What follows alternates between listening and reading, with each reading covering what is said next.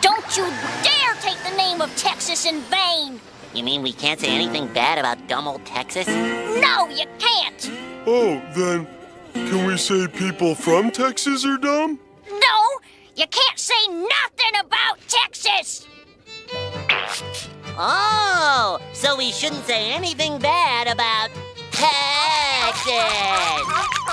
I'm warning you, SpongeBob! Look, Patrick, I'm Texas. Howdy, y'all. I'm Texas, too. Howdy, y'all. Get a dog, little Longy. Get a dog. Howdy, y'all. Get a dog, little Longy. Get a dog. Y'all best cut it out! The stars at night are dull and dim whenever they have to be over dumb old stupid Texas. Hey, Patrick, what am I now? Stupid? No, I'm Texas. What's the difference?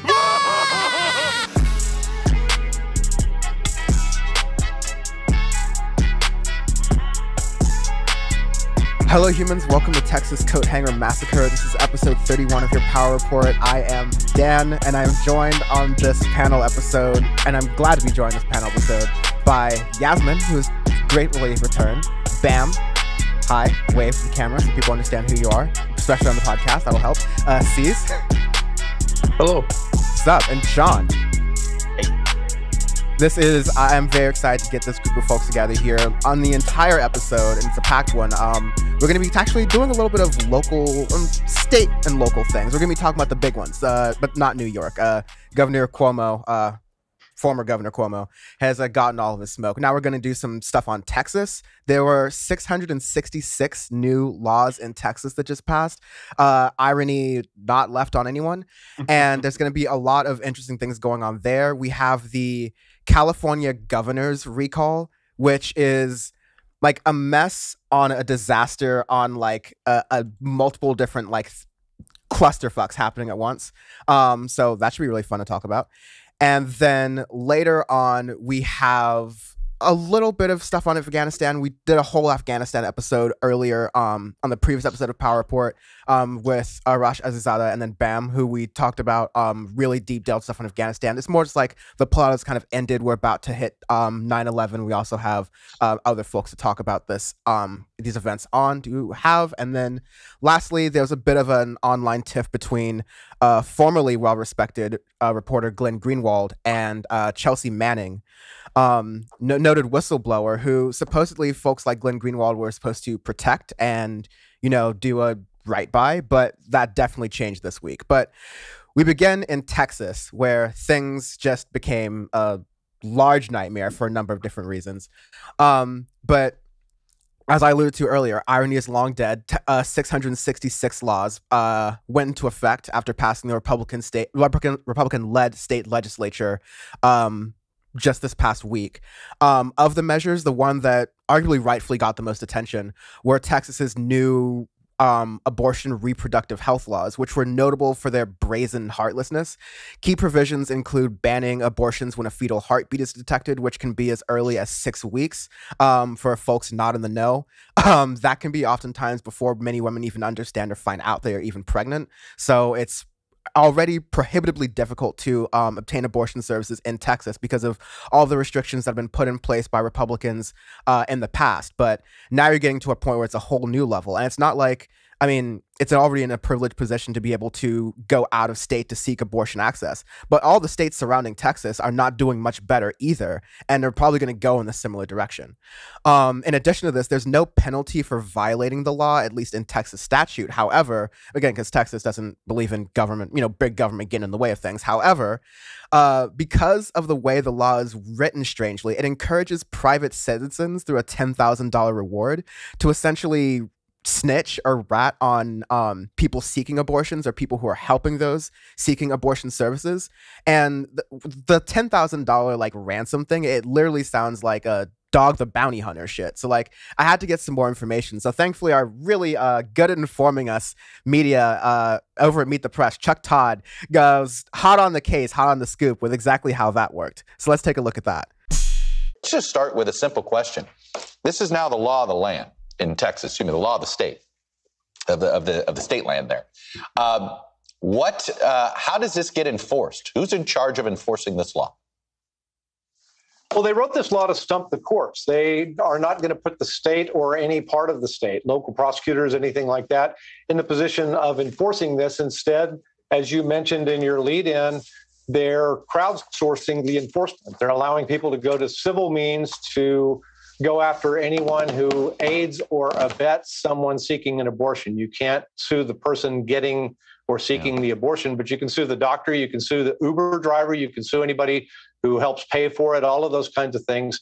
And the thought was that they can accomplish a ban on abortion and not put the state in the position of being sued. When it went to the U.S. Supreme Court, the court, in effect, was stumped by this. The dissents from four judges, including the Chief Justice, said, you know, you're doing an unconstitutional thing, but you've confounded the court with this mechanism that you've got. It raises a ton of questions. Explain the $10,000. Is it a reward? Is it a bounty? I don't mean to. I mean, it's just bizarre. Why would somebody who decides to take it into their own hands to stop to help identify an illegally done abortion according to Texas law?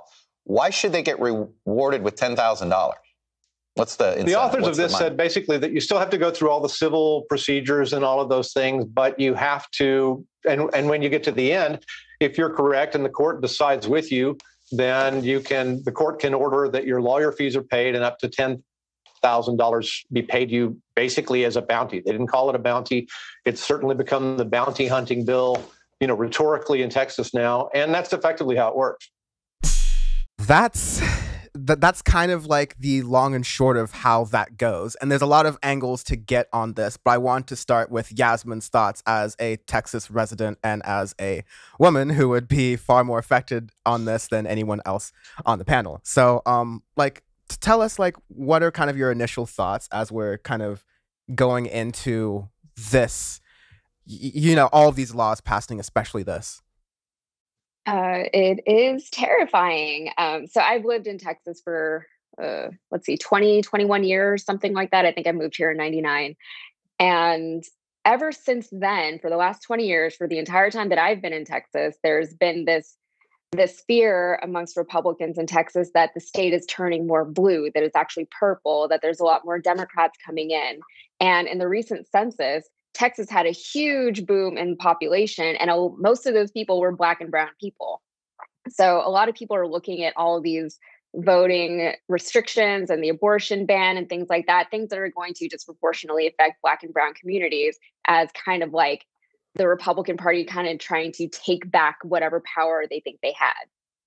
It is very frustrating on so many levels. The first that comes to mind for me personally is not even my own bodily autonomy, but it's the fact that, Democrats and progressives in Texas really do work so hard just to get a foot in the door on these things. The Texas legislature is all red. It's completely Republican dominated. Democrats don't even have a foothold anywhere in state government. And it sucks because a lot of the cities are run by Democrats. The cities are blue, including Austin, which is the capital. And all the stuff coming down from the state really puts a damper on what the cities can do as far as protecting their citizens in the time of COVID. We dealt with that a lot. During the 2020 election, we dealt with that a lot. We had a pandemic and an election. And whatever the cities and the counties were trying to do to protect their people while they were voting, the state would come in and shut that down and sometimes sue the states or the counties and things like that. So they're very aggressive in that sense. Blue leadership in Texas, I feel, is lacking as far as, in Georgia, they had Stacey Abrams and they had a few other people, the mayor of Atlanta, for instance. And here we don't really have that. We don't have a Stacey Abrams to fight for us. We have a Beto, and he's, a controversial figure even amongst Democrats and especially amongst progressives. But he's kind of the best that we have right now. People are looking to Matthew McConaughey to save us. Nobody even knows what side Matthew McConaughey is on. His politics are very nebulous. He doesn't really say anything one way or another. He's obviously not a politician. So I don't even know why he's like our savior, except that he's kind of a cool dude and we like having him in Austin, I guess, whatever. And then on top of that, it's the fact that I live in a state that just effectively reversed Roe v. Wade. And there's been a few mornings where I woke up and I literally was like, did that really just happen? We just lost the right to abortion. I do have a question though for you guys, as 4 dudes that I'm talking to right now. Is that not known information that women usually don't know that they're pregnant that early in the pregnancy, like 6 weeks? Because that's the thing that comes up a lot. You know, most women don't know that they're pregnant at 6 weeks. Is that a thing that men are not aware of? If you don't hang around women a lot, I would say most males don't know that. Luckily, the 4 of us all are very close with women. And I know, like, at least with me, I was raised a lot with my mom and sister. So I got, just like, very early age, was able to learn a lot about that stuff, thankfully. Shout out to Jean, Bam's best friend. No, yeah, that's definitely something I knew about. For sure. we all knew about that, but I there's will plenty of guys that don't. I will definitely say I learned about that very late in my life. Like, there's American sex ed and reproductive health more broadly is terrible. I mean, Sean, I remember it was cut after our year in high school. It just didn't teach it anymore. So the last class. Yep. Yeah, and like what we had wasn't that great. We basically had, I mean, to be frank, a recovering alcoholic kind of opine to us for like half a semester for, you know, like a couple times a week about, you know, very questionable methods of sexual, like more, again, like that American sort of trope that sexual health or sexual ed is preaching to you about like certain morals about what to do rather than saying, hey, listen, here's how to protect yourself. Here's some information to keep yourself well-informed and smart, which is what I think in some of the better parts of sexual education that I've had, like culturally, like just out of other cultures, I think that's a good thing. Just like be transparent about those things so people know what to look out for and be aware of. But yeah, I think a lot of men don't understand that. And it's just a factor of our upbringing, me even just reading this stuff in politics, of me even having a slight clue this late in my life. Yeah. So, sorry, go ahead. No. I want to hear what you have to say. Oh, okay. No, just I'm kind of with Dan and Sean. I'd be lying to you if I'd said that my whole life I kind of knew about this stuff, but I think that obviously more recently, more later into my life, I kind of learned more. And I think that's why my approach has always been like, I'm the last person to ever try to take a stance on whether what women should do and should they be penalized and stuff for abortions. I'm like, if it's just something that's already terribly, if sex education is so terribly done already, especially in, you know, we all came from the same district, basically, education. It's already done so terribly and information so spread out terribly. Why is me as a male who doesn't really doesn't understand fully the whole process, why would I be the one being a part of enacting any law or support any law that prohibits women from doing anything with their body? That's why my stance has always been like, this is not something that I should be running or doing. So I was like, I thought this law was dumb in general, and I've always kind of been against any kind of an abortion law, anything that prohibits women doing anything with their body in the first place. So that's kind of why I was asking, because, I didn't mean to put anybody on the spot. Like, I'm not trying to shame you guys for not knowing that, because I think a lot of women also don't talk about things like that. But the thing is, if you look at the picture of who was signing the bill away, it was a whole bunch of white dudes, and there were some women in there, but a lot of men who were dictating this legislation. And, 6 weeks, I think the argument that usually comes up is that women have a monthly cycle. So by 6 weeks, you would know if you missed one. That's not the case because a lot of women are on birth control. So that indication, exactly. Yeah. There's a lot of irregularities. There's a lot of stuff that can happen with your body because it's your body, right? Guys have the same thing. It's a very fickle ecosystem that we're managing. So 6 weeks is not a lot of time for anything to happen really in your body like that.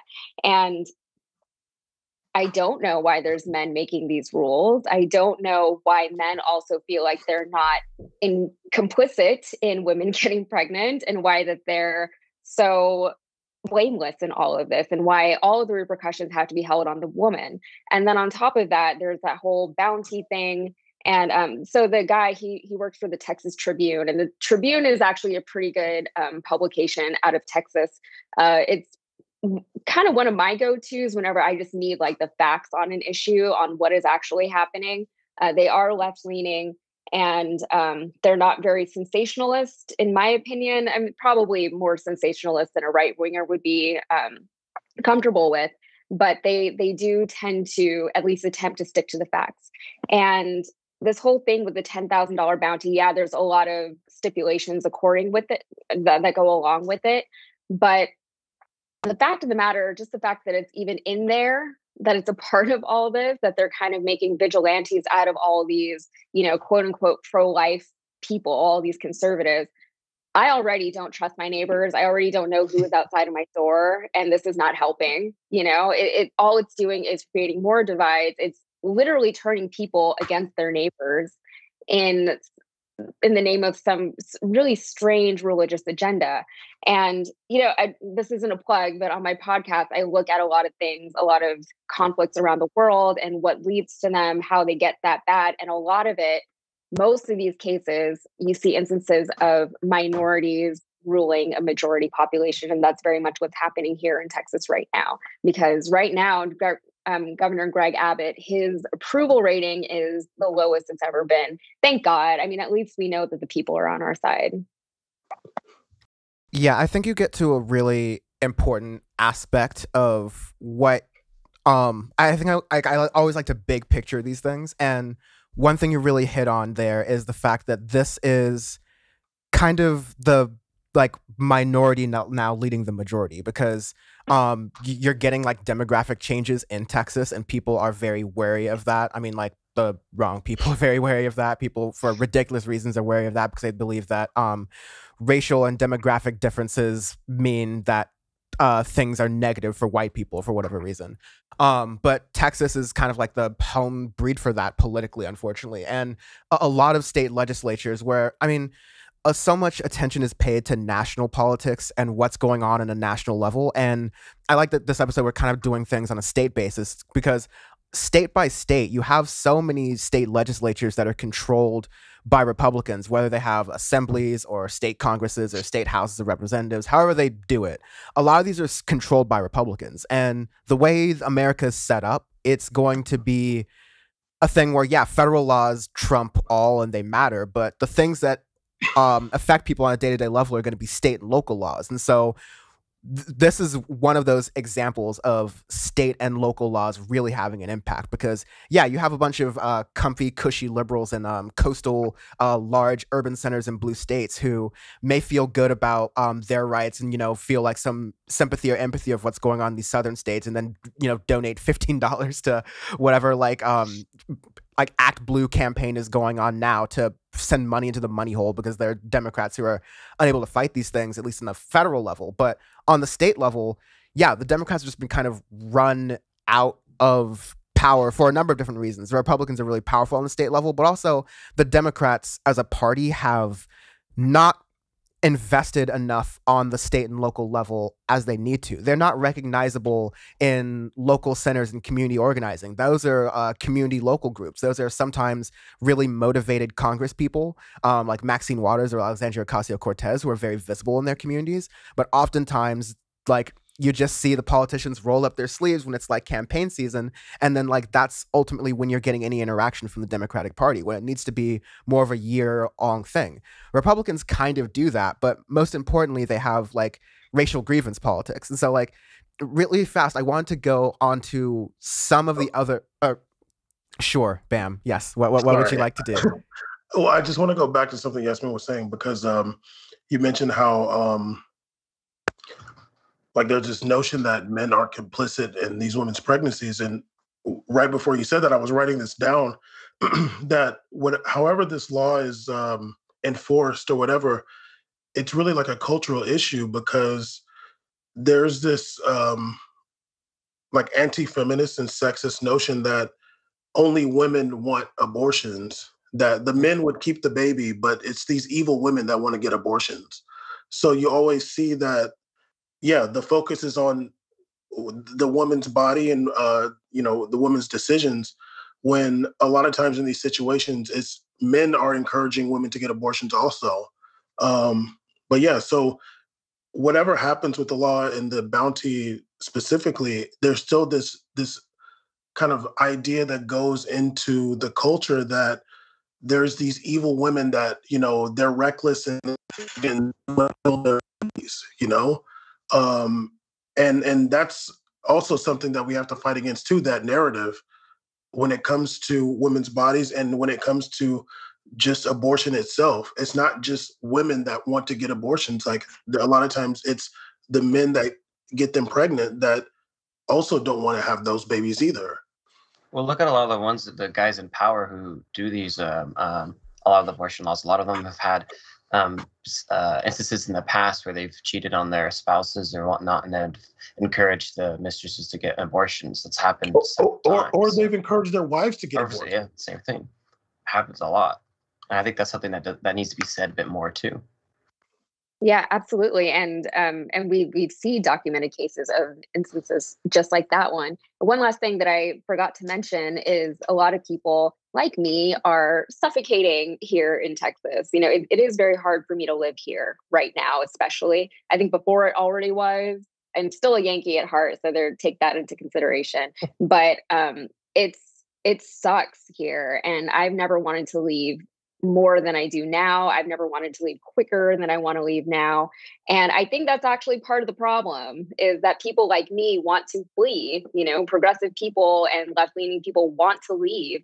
And the thing is, if you think about it on a larger scale, if we do leave, if there is this mass exodus, let's say, of Democratic voters in Texas, then what happens? They win the state every time, hands down, no problem, no pressure, right?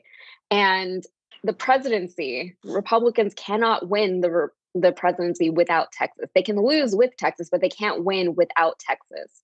So it's all part of a bigger picture. And then, of course, there's implications that now other states, and we're already seeing this, other states are going to start copying what Texas is doing and implementing similar laws in their own states and kind of causing this wave, again, a wave that none of the actual people want, or the majority of the people don't actually want. So anyway, Dan, I knew you were going to say something forever ago. No, I'm also getting used to the dynamics of hosting a show with 4 people at the same time and learning that I need to learn that I can host the show and I will be able to do the rest of things, but I also need to make space for the wonderful guests that I have on and wanted to bring on in the time. So please continue. I was actually just going to like buttress all of your points in that, like, to what Bam is saying, it's always spot on in that men need to not be passive in this. It's like, this is not just, this is a women's issue. Like, there needs to be talked about the fact that not only like folks who identify as women are getting abortions and like receiving abortions, but like, because like there's a gender spectrum, but also, yeah, there's men who have an interest in wanting these abortions sought out as well. And so and it's not like, women just have babies. There's men involved in that biologically for this Republican Party that wants to talk about biology all the time, but completely categorize it when they're talking about gender politics. So there's a lot more action that needs to be done on an individual level, especially from men who like have done, like, women have done all the speaking up, like kind of like with other marches and movements over the past like year or so. Like, the people who have been marginalized, who have been victimized, who are like being targeted by all these like things, I've been doing a lot of the speaking up about these things for years, for decades, and it's not just this big like flashpoint that has all the attention of 24-hour news and social media and all that other things to actually put it forward. No, there have been people who've been doing the work on this, and they're tired. Like, it's exhausting. It's been through a lot of this stuff, and so that's why we have to speak up on these things, and not just speak up, but like call out politicians for not being strong and forceful enough for protecting reproductive health. At this point, like, a lot of people are saying, the Supreme Court hasn't actually ruled and seen Roe v. Wade, but the way law works is precedent. If they saw this case, which is a clear, like, hey, we're going like aiming straight for like Roe v. Wade at the heart of what it is, and the court justices, as they are right now, as they will probably be when they continue to get more Roe v. Wade examples seen in front of them, are like, abortion go bye-bye, then like that's just kind of like unfortunately how it's like ending up. So we have to on that, like, men have to stand up and actually be vocal about these like issues and abortion access, and making sure that Republicans are not continuing to erode these efforts. But also, to Yasmin's point, this is part of their plan. They want to demoralize people. They want to get people unmotivated to clue out of politics, because that's how you they're disenfranchising you with their policies, but you disenfranchise yourself by saying, like, I'm not going to fight back against this. I'm just going to like figure out and like run away and do something else. Like, it's the perfectly rational thing to do. They're trying to plan that for you because that's how they build society in that way. But it's part of a plan to demoralize people politically as well as strip them of their rights. And so you have to kind of see that for both the things that they are. I like to also think of like the end result of things like this. I think we all know that, you know, whether this law has many teeth or not, there's a lot of people that would like to make abortion illegal. And however they frame that, however they justify that, the only reason for that is to enslave women. They want to be able to enslave women through pregnancy. Throughout most of the history of the world, men were able to, you know, like women, a lot of women's liberation was able to be had through, you know, being able to not get pregnant. So these people want to reverse that. You know, they want to be able to, I mean, honestly, I mean, like, it sounds controversial what you're saying, Bam, at one point, but like, this is the same party that's like, we care about traditional family values. We want people to like live in a household, and they ostracize Black families for like, oh, where are your fathers? How come there's like, you don't have fathers in your households? Like, this is the problem with crime and all these things. Not paying attention to like their deadbeat dads and alcoholics and all the other shit that's going on their side of the kitchen, right? But like, that's kind of the point, that this is all broader of a big picture political effort, right? Is that what you're saying? Yeah, and a cultural effort to like reverse the victories of the feminist movement, you know. And one of the big things with that is like women not being able to control their bodies. You know, if a man can just, you know, if he's, you know, he's gonna have, like, men will have more power if they can control women the way that they want to. And one of the ways throughout time men were able to do that is through pregnancy. You know, a woman that ends up having like 8 kids or 13 kids or whatever, you hear that a lot, like, it's going to limit the things that she can do. And also, it's a way to, you know, it's a way to like put more shame on women if they make abortion like, it's a lot more difficult. I'll say this personally. I don't really have much problem saying this. When I was younger, a couple of my aunts that lived in Alabama, they came to California when you know, they were in their 20s, so they could have abortions. They came to my mom, so they could, you know, have an abortion. And this was like the 90s or maybe like late 80s. And I was too young to know then, but when my mom told me about it when I was older, it's like, wow, like, you know, it's really unfortunate that they had to like pretend to go make a trip to see my dad and mom and do all this thing for something that was like, they were young, it was like a mistake. And ultimately, those abortions saved their lives. You know, their lives would have been totally different. So yeah, there's a big cultural issue. There's a lot of men that their idea is to enslave women. Obviously, the incel movement is just really powerful these days, something that we have to fight against. That incel culture is rampant. It would be nice to say that, you know, if these old men die off, that this will go away. But like, we see that in so many young men, and all of it needs to be called out. 100% agree. I want to round out this segment by saying that there is a lot of different, like, there's so many different, we have 24-hour cable news, right? There's so much time, there's so much real estate to actually break down all of this stuff, but they don't with their time. They just sort of spend the same, like, hour, like the same 24 hours talking about the same like 1 hour news block because it's like easy to produce and talk about over time. But I think this is the full perspective that we gave. And the thing that I was kind of trying to segue to earlier, I did like too quickly, honestly, but this perfectly wraps it up, is that this is a systemic sort of disempowerment campaign on a cultural level, on a political level, on a societal level by the Republican Party, who, yeah, they want to strip away women's rights. They want to strip away LGBTQ rights. They want to strip away like racial, like ethnic rights to the limited extent that they exist in this country. But they're just, they're almost political nihilists when you start to look at some of the policies that are in effect here, because I'm getting at the cable news network spent a lot of time talking about the abortion part of this. And it's a really big deal to talk about, but you have a lot of time to talk about these other things, which are also kind of insane. So one thing I wanted to highlight is that one of these new laws criminalizes homelessness pretty heavily in the state of Texas. It puts a $500 fine and a misdemeanor for like having outside belongings and camping anywhere. And like, listen, Texas got a lot of land. That's one of your big things. Is Texas just got all the land everywhere, and so we could imagine a totally different society where we use a lot of the land that's out there in Texas and allow people to live on it for the low amounts of like low amounts of cost that it would be, because like it's a cheaper like amount of land, right? There's also permitless carry, which is just awesome.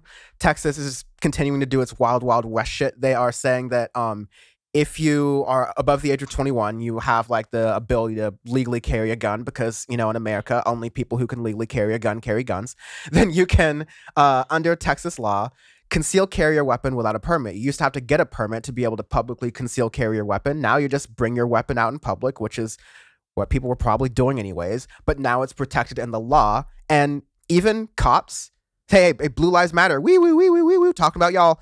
Even cops hate this. Cops are like, this is going to make our job so much harder and so much more dangerous, and we're cops, right? Like, I think a lot of the dangers that police officers talk about sometimes can be overblown in the media for like, to make excuses for shooting unarmed people of color. But like, no joke to say, it is a dangerous job. I'd imagine it's more dangerous if it's legal to just secretly carry a weapon whenever you want to. And then the last thing I want to get at, because it gets to this whole cultural effort here, is just a whole bunch of new laws and measures that are centered around white grievance politics. You have teachers who are limited from teaching racism in classes in schools in Texas and things like that. I'm talking from like the pre-K level all the way to high school. They're just like limited in the ways they can discuss it. They can't talk about the New York Times' 1619 project at all. That sort of recontextualizes American history as starting in 1619 when recontextualizes American slavery as starting in 1619 when the first slaves reached American shores. They don't want to even talk about that at all, but they would like to replace that with the 1836 project, which got funded in this Texas law, which is supposed to be about, Texas history and their version of going through, the whole, the dicey slavery thing. I wonder how they'll get around to Juneteenth and how in Texas, they literally waited 2 years after the Emancipation Proclamation to even tell the fucking slaves they were free. I wonder how Texas like history is going to get around that little bit of history, because that rocks. Again, you're banning critical race theory, like even at a pre-K level, which is ridiculous, because we've talked about critical race theory just being like a moral panic from the right wing, even though they talk about free speech and cancel culture issues. It's a moral panic. Critical race theory is basically a non-existent thing. You have measures that retaliate against cities that defund the police at all. So it just like cuts some of their state funding. And the Star-Spangled Banner Act, which requires any sporting event that receives any amount of state funding to play the national anthem before that event. Requirement. The important things in Texas, the issues that matter. Something else that's funny, and I think this happened in elementary schools, and I didn't go to elementary school in Texas, but I think they also had to do the Texas state national and state anthem or something like that. Don't quote me on that. I know I probably should have said it if I'm not completely sure, but my friends were saying that they had to learn the state anthem in elementary school, and I was like, oh god. And also in 7th grade we have to do Texas history, and I don't remember actually learning about Juneteenth until way after I graduated from high school, which is crazy because that's Texas. I didn't even know about in Houston, obviously I knew there was slavery here in Texas and in Houston, but I didn't know the extent of it. It was never spoken about in my education. And I had, comparatively speaking, a good public school education while I was here in Texas, So for me to say that is crazy. And then people in less privileged classrooms, or even in the regular classrooms versus the advanced classrooms, I don't know what goes on there, and if my education, I feel like, was lacking, and granted, you can only cover so much in one school year, but we got a lot of repeat stuff that we probably didn't need to keep going over and over again. Like, there's so many issues with the education system. And one last point I'll make on all of this, and especially because Dan brought up the homeless issue, and what was the other one? Permitless carry. Permitless carry, that's the one. Yeah, so what that does too, that is another... it's a problem for the states versus the cities again, right? Because the cities are the ones who have to manage their homeless population. They're doing what they can with the resources that are available to them. Then the state will come in and say, no, you can't do that. Also, these people are homeless. How are they going to pay a $500 fine? I don't know if that's going to lead to debtors' prisons or something like that. And I remember learning about debtors' prisons when I was in school and thinking as a child, that doesn't make any sense. But I don't know what their plan is going forward with that. Thoughts on the whole thing? I was interested in the limited forms of discussing racism in school, because in other countries you get taught a lot of like your dark history and stuff in school and whatnot. Like I know in Germany, you get taught the Holocaust like immediately and get like everything in you as a very early age just discussed about. So you know everything that went on in the past. They don't try to cover any of that up at all. And like swastikas are banned, all these other things are banned in that country. And there's other countries that do the same thing. But with seeing how Texas is doing it, they're doing it ass backwards. And it's always a problem when you don't learn from history. You don't want to repeat history or whatnot. You want to learn from it and to be able to become better humans out of it. So it's something that's very disheartening to see. And that the homelessness thing is also crazy because, as you said, how the hell are you going to pay a $500 fine if you're homeless? Because you have no resources really available to pay those fines. And we, like in America, they they try to have for-profit prisons. So if you have a debtor's prison, then there's going to be somebody making a good chunk of change from that or something. So I could see people doing that down the line. Wouldn't surprise me at all. And then with the conceal carry, that's absolutely insane because like I know for California, it's really, really hard. It's certain parts of California. It's very, very difficult to obtain a CCW. And for you to be able to get a CCW without even having, like, you don't have a permit for it, it's insane. Like, how on earth do you walk up to, like, just be able to walk around with a gun? And how it's supposed to go down and be like, hey, you can't carry that back? No, it's technically legal now. So it just makes a bad situation 1,000 times worse. Sean dropping big abbreviations out here. Whoa, wait, CCW. Hey man, carry a little bit too informed on it, aren't you? And I'm a responsible gun owner. I say that. Hey, man.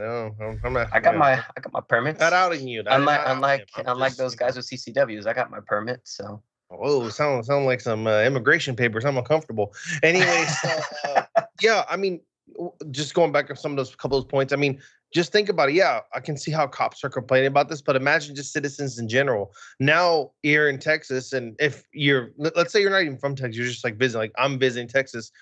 These cops are going to come up to people, and of course people of color, and have even more aggressive and different intentions, knowing that you're in a state that's free. You can just concealed carry. Like now they have incentive to be extra violent, be extra dangerous, because you actually have a higher chance of having a weapon on you concealed in Texas. Like that's the dumbest law. Like that's like incentivizing, like that doesn't help the movement at all. Yeah, cops are upset because it's more stressful for them. Yeah, but buddy, it's more stressful for me too if you pull me over, because you probably assuming I have a concealed weapon for sure now, because it's okay to get it here. It's fine. That's one of like I don't like. Of course, I've talked before. I wasn't born in this country. When I came here, I remember the only real kind of weird know about the public school education here. But the first time I started learning about different states was when I went to private school for a year. And in private school, they talked like a little bit about Texas. So knowing me, I was fascinated. I used to go to the library and rent movies all the time. One movie I rented was The Alamo. And I remember watching The Alamo, and I remember going up to my mom and going, dang, like, I was like, wow, that Davy Crockett guy, he's so cool. Like that guy's awesome. Like, and I remember thinking that for a long time until I actually picked up a book. And I remember reading in high school, we had a project about learning about the Alamo, and I was like, whoa, never mind. That movie sucked.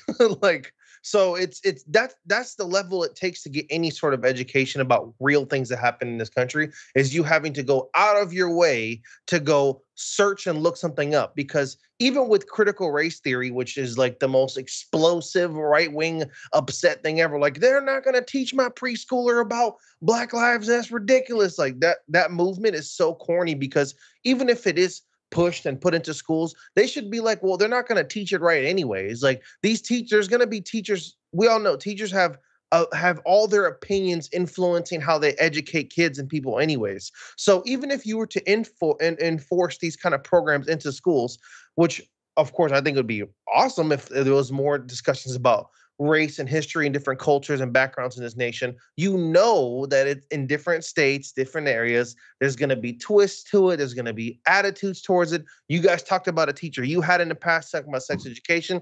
I had a teacher before that literally we had finally reached the one sub chapter about African-American history. And she talked about the first Congresswoman, then talked about Martin Luther King, then talked about how Malcolm X was a bad man, and it was over for the rest of the year. I was like, dang, wow, it was a speed run. It was new world record. So that's the kind of stuff we're getting. And I think when Bam touched a little bit earlier, America has more issues in terms of changing culture. Culture is a big issue here when it comes to whether it's education about women, whether it comes about race. It's our culture is so bad here that needs to be radically adjusted before we can make massive progress in any of these categories in life. C's coming out the culture 4. Oh, no. CW Sean, I'm gonna calm down. My bad.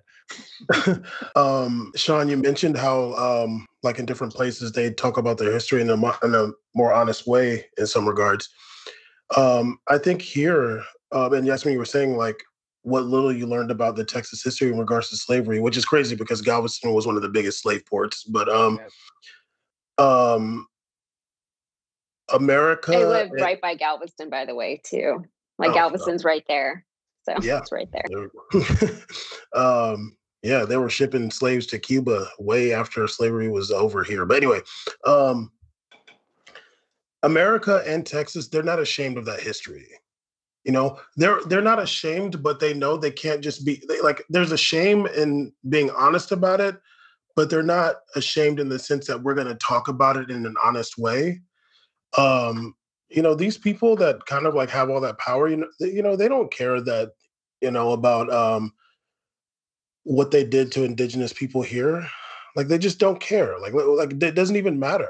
And like I've said before, I read that entire 1776 project thing. I didn't even know there was some 1836 Texas project. Yeah, so just to be clear, the 1776 project was a response to the 1619 project that the New York Times did. The 1776 project was a response from the Trump administration.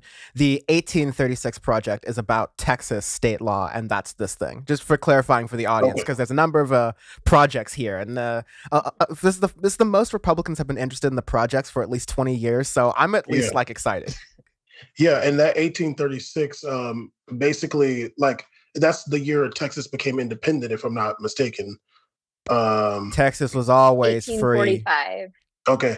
Yeah, and it was basically just a response. It became a state in 1845. Sorry, you're right. Okay. It was basically just a response to Mexico ending slavery and Texas wanting to keep slavery. That's all it was. So I'm going to go ahead and read that 1836 garbage too. But the 1776 project, I read the entire thing. They don't mention the indigenous people of this country one time. It does not mention them one time. I'm not exaggerating. They completely erase those people. So it's not even like, they're just like, you know, slavery. Yeah, you know, it's just a blip. Like, you know, we're still amazing and great. Like, yeah, you know, that just happened. Oh yeah, there were some people here. And who was that? Was that Rick Scott when he was talking about Native Americans and just said, oh, you know, they were here, but it wasn't that many. And, you know, their culture is not really relevant to ours. You know, I feel like, what we see in media, and there, we see this stuff about critical race theory. There's something behind it. Really, they just want to erase people. And if anything, they might not want to like genocide Black people, but they want to erase your voice. Like, you better shut up and not complain. That's basically what they're saying.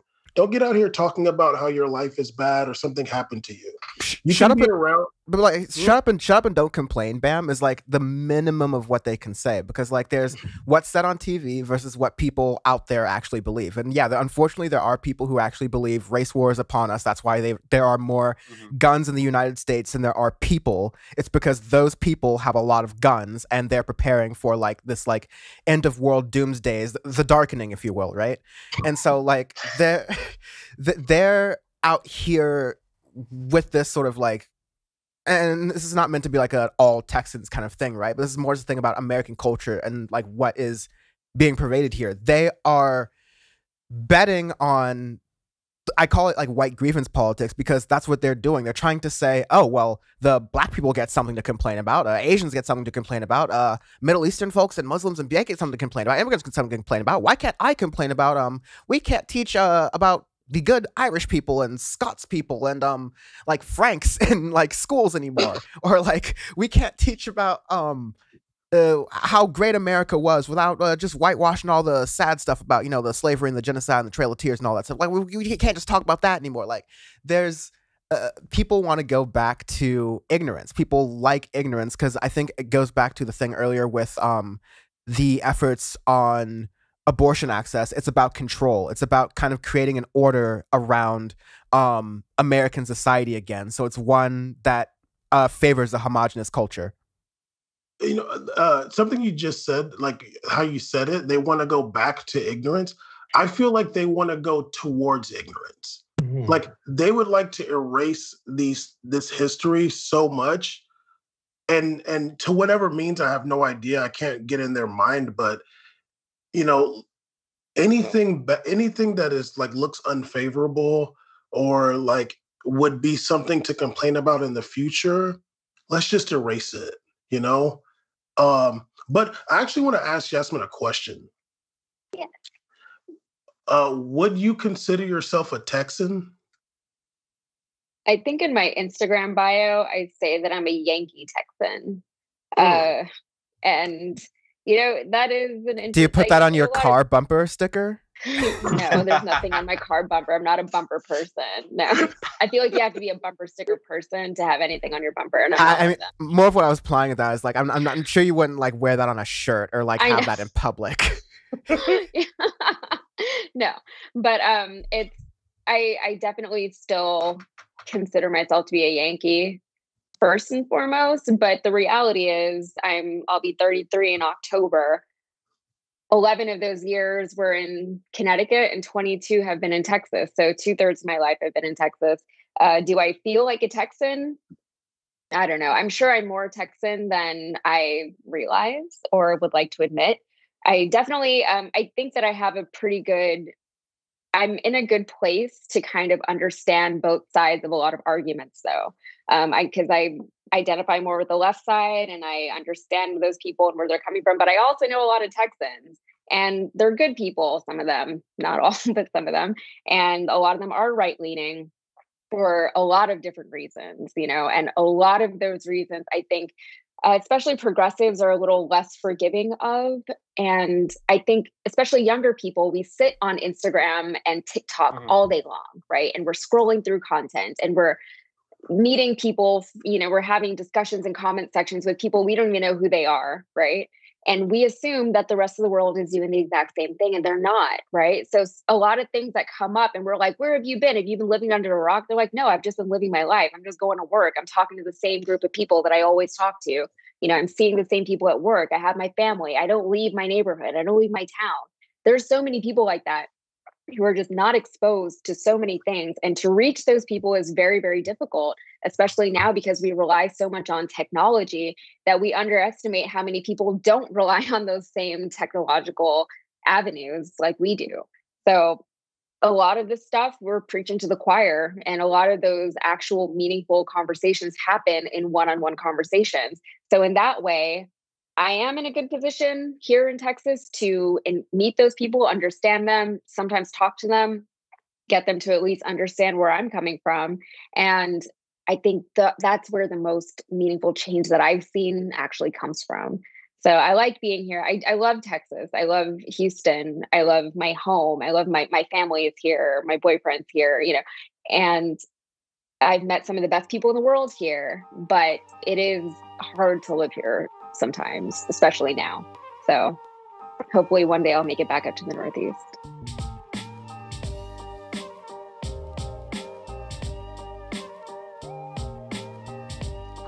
The California governor's race is a shit show, everyone. Certifiable shit show, and we're going to kind of go through the numbers right now. It is certified lover shit show. Anyways, current polling via the Trafalgar Group, which is pretty accurate and pretty recent, at least at a time we're doing this podcast.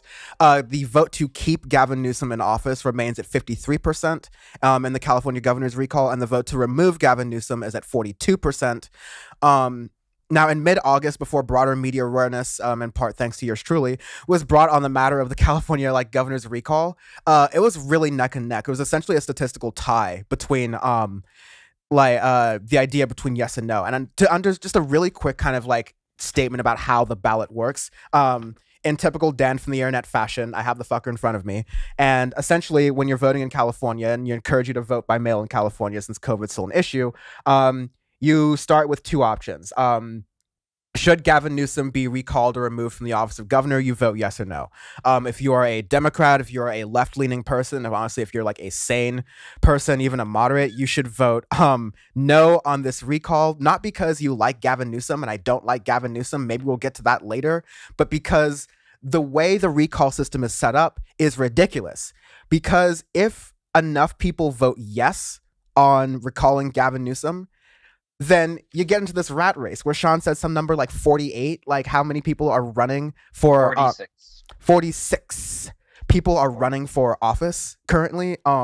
And obviously none of these people can get more than 50% of the vote. So it's going to be extremely anti-democratic, whoever does win that. But whoever does win that rat race for office will become the next governor of California. They'll be able to see out Gavin Newsom's term, which will still have a couple of years in it. And that'll see a lot of issues with a lot of progressive priorities that, California is not awesome. There's a lot of things need to be improved on, but it's not going to be any help at all if Gavin Newsom is replaced. Now, who are the contenders against Gavin Newsom?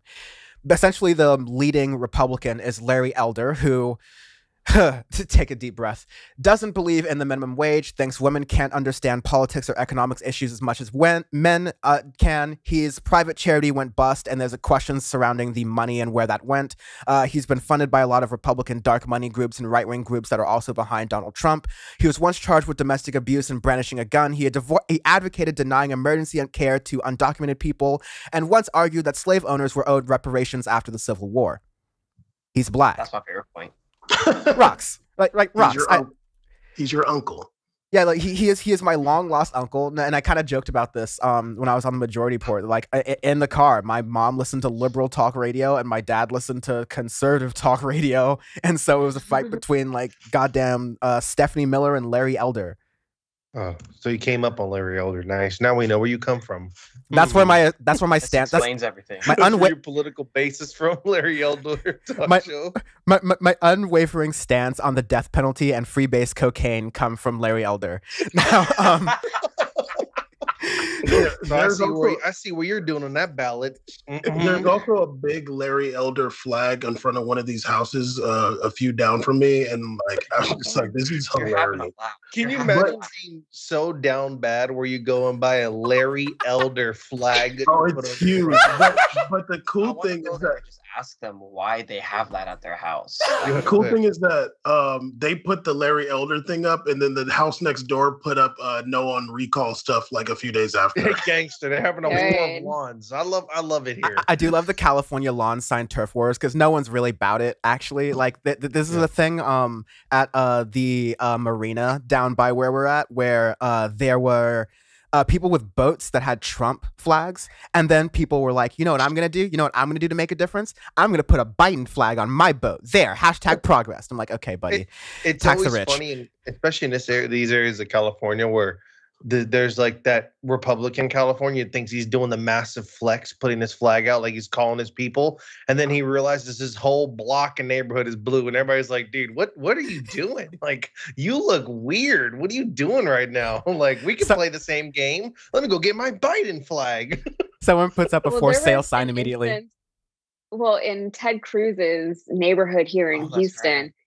Houston's blue, but Ted Cruz's particular neighborhood is very red. And I guess some of his neighbors had Beto O'Rourke signs up when he was up for his Senate reelection. And he said that it hurt his feelings, that he thought it was kind of rude that his neighbors put that sign up. And it's like, you're a politician, dude. You know, like it's part of it.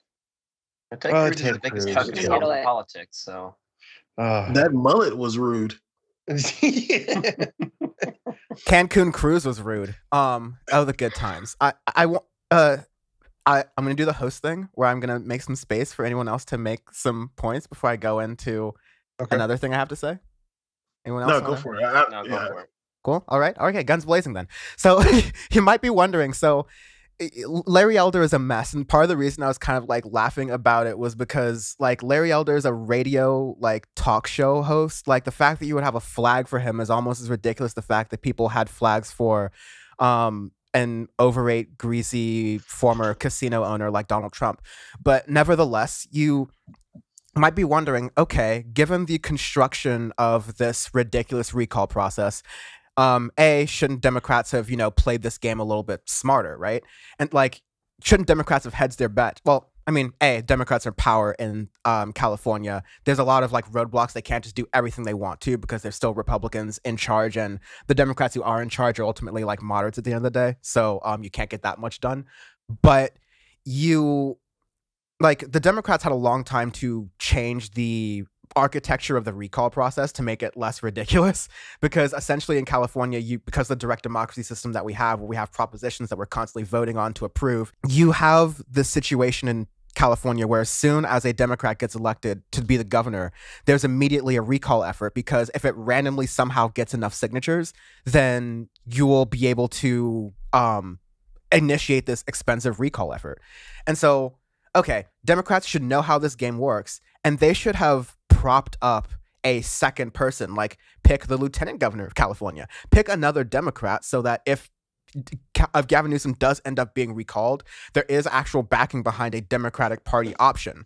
I mean, of course, I'd probably have critiques about the Democratic Party establishment option, just as I had critiques about Gavin Newsom that I'm saving for the end here. But one Democrat who's basically like very, very far behind Larry Elder, so doesn't really have much of a chance of winning, but is Kevin Paffrath, who is like a YouTube Silicon Valley bro style real estate guy. He drives a Tesla with his face on it. That tells you pretty much everything you need to know about him. And like, he's one of those folks like Andrew Yang or Pete Buttigieg who would treat any form of political office as a career stepping stone first and an opportunity to make people's lives maybe fourth on a good day.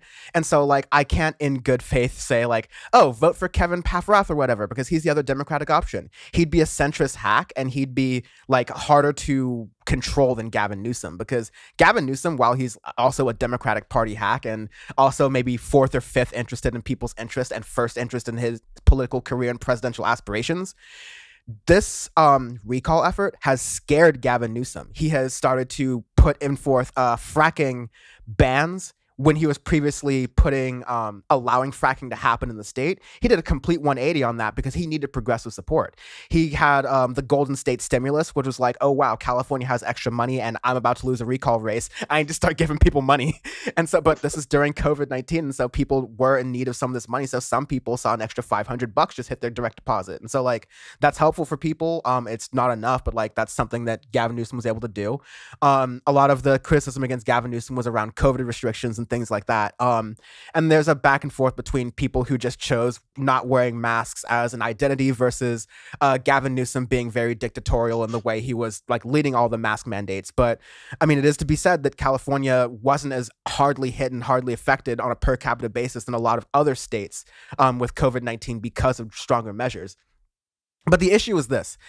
The Democratic Party, we can agree on this, the Democratic Party has not developed a strategy, like a backup plan, should Gavin Newsom, who is largely unpopular with Republicans and some Democrats, should he get recalled. But now there are people on the left, like there are people who are pundits who have jobs talking into cameras and not doing much else, who are now pontificating about this, saying, oh, well, where's the other progressive alternative? What's going on here? There's this one thing that Nate Silver was tweeting about, saying that pretty much always, if someone tells you not to vote, they're giving you bad advice. If you live in California and leave the recall line blank, you are partly disenfranchising yourself and are making a mistake. I disagree with this assessment because, again, Nate Silver's a fucking idiot, and I've been calling this shit out for like multiple years on TYT and other outlets, and I'll gladly do it here again. Nate Silver doesn't live in California. He doesn't understand the goddamn process. This is a turnout game, polls guy, all right? This is a turnout game between Democratic supporters and Republican supporters. If more Democrats turn out, the recall's not going to happen, and Gavin Newsom's going to keep his seat. If more Republicans turn out, and more Republicans are motivated to turn out because you can motivate Republicans more easily, and Democrats suck at turnout games. They suck at getting out the vote. They suck at motivating Californians to actually vote in the right way.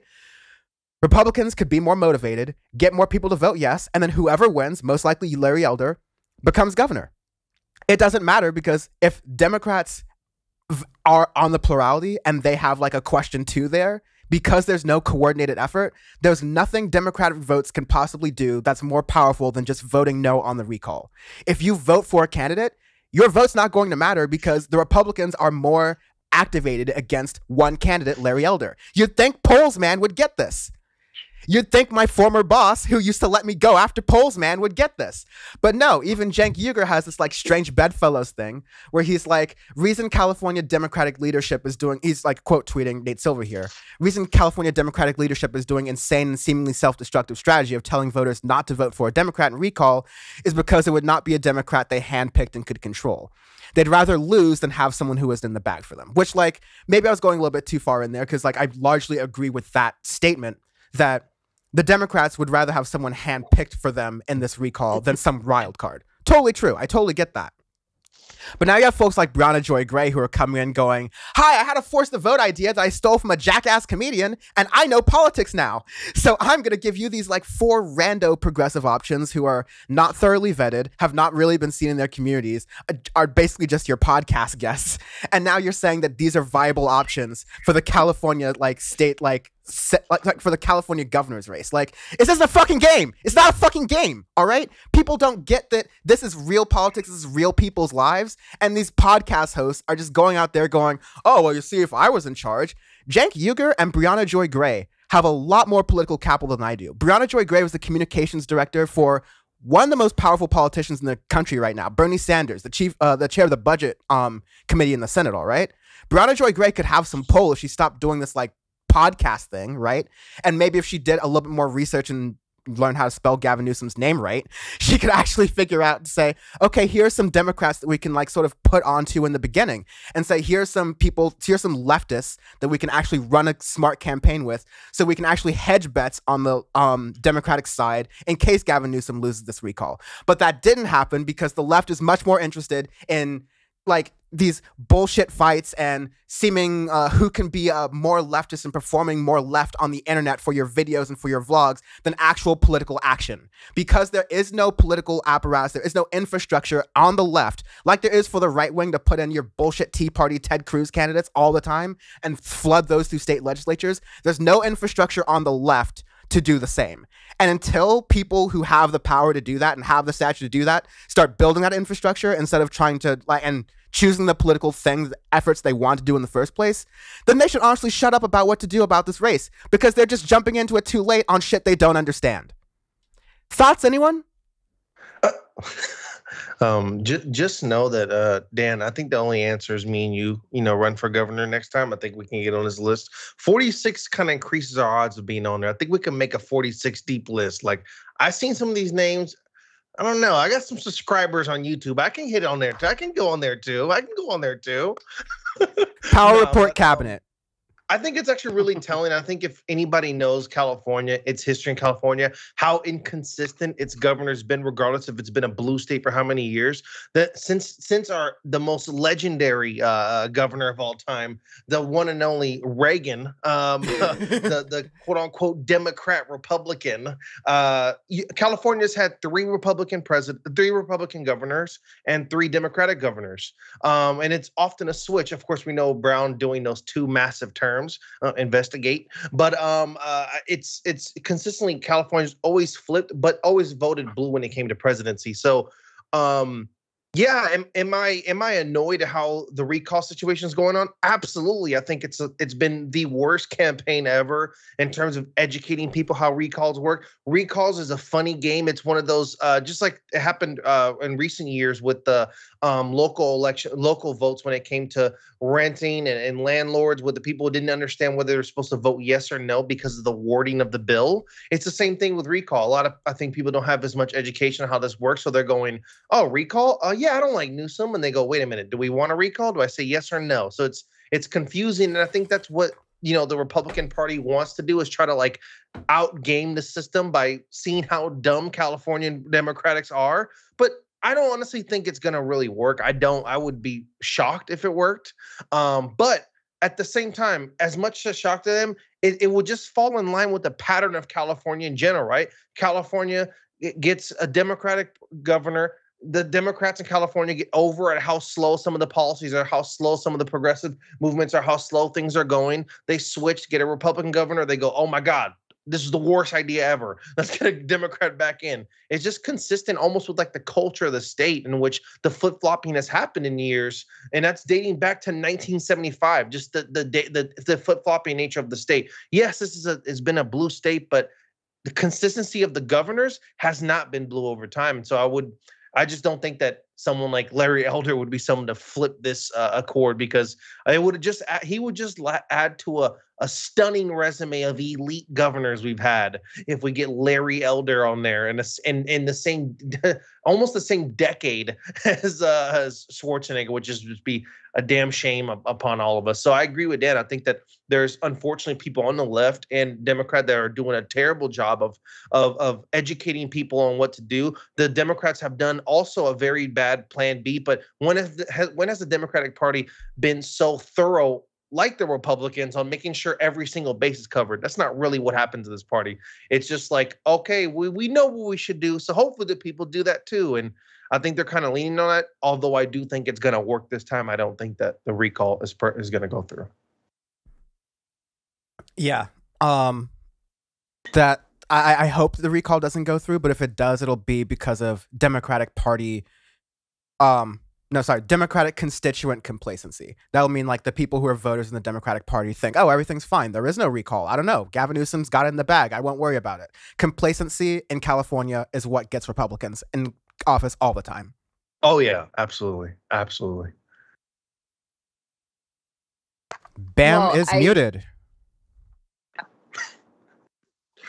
I was going to say that it's definitely not easy to get people motivated for something like this. I feel like there is a lot of still like a lot of Trump hangover. Like it's hard to get motivated for like something political that's not like actually voting for this is like kind of a weird time. But then something that when you were talking about how the right and the left do things, it reminded me of a quote from former president of Uruguay, Jose Mujica, and he said that the right united out of interest, but we divide ourselves over ideas, speaking about the left. And I feel like it's so evident, and it sucks to keep seeing that happen. You see the right, especially in America, it seems like they can kind of get on the same page really easy, And I think that's because that is the nature of, their agenda. But on the left, it's, I don't know what it is. I don't know if it's egos or what, but it's just easy to get people to be going in all kinds of different directions. Like when you're speaking about Brianna Joy Gray and all these different figures. Personally, I have had my ballot sitting there for longer than I should and want to. I do need to fill it out and make sure other people, not fill it out, but send it. But for sure, like being very honest, like I've walked by it so many times that like if I don't do it today, like I might not do it. Like, and I'm being very honest. Like it's like when it was the last election, like I was on it. But for sure I opened this when I'm like, wow, that's crazy, and kind of sat it there and I wasn't as motivated. Damn, that's crazy. Whatever though, and just move on. That's so bad. No, I mean, I'm gonna do it. I'm not saying like I'm not gonna do it. I get you, but but you know what I mean. But I'm like, definitely, I don't have that same feeling as I did when it was like the last election, the last presidential election, and well, it wasn't just the presidential election, like all the stuff I voted for last time. But just going back to, it's not easy to get people motivated for something like this, and then on top of that, as Caesar was saying, like just understanding exactly what it is too. But I'm going to do it because Dan laughed at me and now I'm motivated. Yeah, I think that Yasmin was going to just say something before. Oh, I'm sorry, Bam, so. I was just going to say, as a non-Texan, Bam, can you please just send your shit in? Yeah. Because like even as a non-Texan, like watching what's happening, or as a non-Californian, watching what's happening from Texas, it's kind of scary. And it's almost like just do it out of spite, like that's a big motivator for me personally, is spite. It's like, no, you're not going to do this. It's all nonsense to begin with. Right. So don't let them win. It's also stupid. And the repercussions are so big. And that's, for me, I haven't been as invested in what's going on in California because it's not my state. I don't have all these local news outlets that I follow and things like that. And from Texas, there's not a whole lot. I mean, like, it's in the news. I look at it, but I'm probably more informed on it than most people are. And I'm not very informed on it. So for you guys, especially to the point that I was making about Texas, if all the progressives were to hypothetically leave Texas, then it's a big red state that would aid in presidential elections. Not that that would necessarily be the case in California, since you guys have a lot of blue voters there, but take it from someone who is dealing with an all red legislature, and not because the people want them there. It sucks. It's a really helpless feeling. And I really hope something like a similar situation doesn't happen in California. I'm going to do it. Thank you. Thank you very much. Just do it out of spite for Dan, just for Dan laughing at you. Just you do that. Dan laughed at me. Yasmin just yelled at me. That's all I needed. And I think that Bam kind of speaks on something that's kind of really true with there. I think a lot of people here, through not excusing the behavior, do feel that PTSD of like, man, like I just went, how long 2020 was, how much stuff was going, people were protesting, we were out, they were active, they were so invested on that, everything culminating to the end of like the Trump. And I think there was so much energy tied to that. And we saw, of course, the turnout numbers for the voting. People were just like, yeah, like now we can chill. And that's very California, but no, unfortunately we can't. Like, even if you feel that exhaustion, it doesn't stop. Politics doesn't stop. Like these don't stop. And this is actually something one you can't pass up and let go. It's true. We do need to get out there. It does need to be moved forward. And also Ben brought up a point saying that, on the left, there's always these divided. It's always becomes divided. But, when it comes to conservatives or right-wing people, they always consider a few points. I mean, that's because this is an actual place where there's like, I believe, actually like respect for people's different views. So when you're on the left and you believe in progressive politics or a democratic, you are more understanding of other viewpoints. Yes, it causes division when it comes to voting or it comes to viewpoints on different candidates, but the right doesn't do that because they don't believe in that, right? There's only the three centers of belief. You follow those no matter what the person's done, no matter what the person said, no matter what. We just gotta push through. We gotta push through. And yeah, that's gonna win then. That they're gonna win some stuff off of that, but I'm never gonna I think that on this side, I could never follow in line with that, because the good part about being here is that I'm willing to hear out someone, even if it's on a different viewpoint, and express why I choose someone else or why my viewpoint differentiates.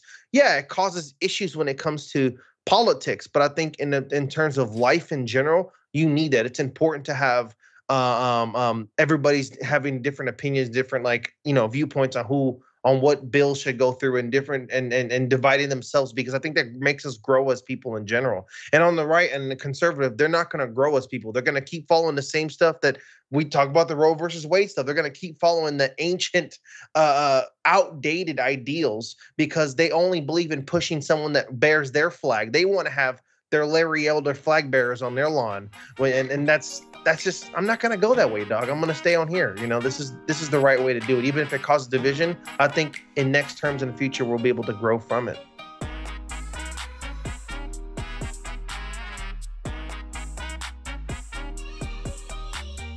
It is official. We made the deadline where the United States has pulled out of Afghanistan. We made the August 31st deadline, more or less. And Biden kept that promise with the interest, at least from what my understanding is, to develop a better relationship with the Taliban, which will be needed in the future. So at least he didn't want to mess up this one deadline at first. But it was a messy kind of pullout. It was a tough decision to make. I think on the left, we're largely in the principled left, we're largely in agreement that Biden had to rip the Band-Aid off, and it was a tough thing to do. It was a difficult thing to do, but it was something that took a lot of political courage, and it was something that Democratic and Republican presidents before him, including ones he has been in the administrations a part of, Barack Obama meaning, did not make this move. Oftentimes they would increase the number of troops that were going in. Donald Trump had a lot of bring the troops back home rhetoric, but didn't do that at all. And so this is a big step for Joe Biden. Nevertheless, this was pretty messy on the way out. Of course, given this is America, we had to do some drone strikes for the road. And one Kabul drone strike in the U.S. ended up killing 7 children and a number of family members, when it was supposed to be hitting Taliban forces of terrorists. So, once America, always America. There's always also been criticism and calls on Biden to accept more refugees, that the plan for bringing Americans back home should have been more, better scaled and managed. And I think there's definitely that criticism to be had, but it was going to be, I think most people agree, people in good faith, again, would agree that it was going to be kind of messy regardless. So there's a whole large Afghanistan episode for the context and the history behind what happened there, which is why we're pretty staunch in that opinion that what Biden did in this is worked out as best as it could have. But I kind of wanted to get people's thoughts as this extremely long war in Afghanistan appears to be, at least this chapter of it is closing. Maybe it's properly over. And we head into, I guess the next chapter of America's existence in Central Asia and broadly its imperial power going forward. Heavy question, but this is a 20-year thing for vast majority of my life, and I think our lives, all of us.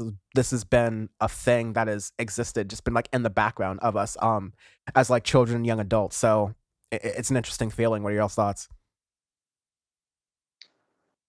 Glad it's over. It's insane that I was going to make that point, that it's been almost Dan and I's entire lives we've been there, and it's crazy to think of that that's the longest war we've had. It's been, I can barely remember a time before that, and yeah, it was messy. It was crazy what was going on there, but it had to have been done to pull out, and glad it's finally over.